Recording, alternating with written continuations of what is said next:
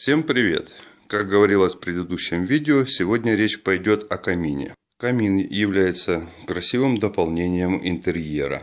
В магазинах камины стоят от 30 и выше тысяч рублей. Они сделаны в виде телевизора, но хотелось получить какой-то объем, поэтому первый камин был собран из картона. Вот оно фото. Первый камин был собран из картона для того, чтобы определить параметры, размеры, толщину, высоту, глубину, размеры отверстий, в которые будут закладываться изначально. В моем случае ширина составила метр, высота 1,4 сантиметра по высоте барной стойки кухонного гарнитура, а глубина 30 сантиметров.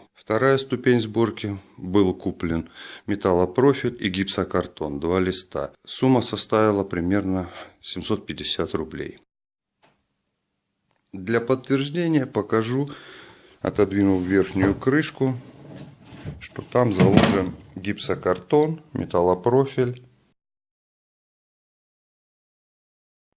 Третий этап и самый дорогой — это облицовка. Камнем было куплено плитки 4 квадрата, по 700 рублей, это 2 800, и плюс 5 туб гвозди белый для наклеивания плитки и заполнения швов. Общая стоимость составила порядка 4-4,5 тысяч рублей.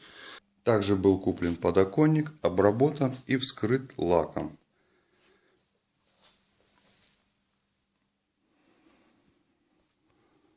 Подписывайтесь на мой канал, ставьте лайки, дизлайки кому как нравится. А следующее видео про безделушки из фанеры.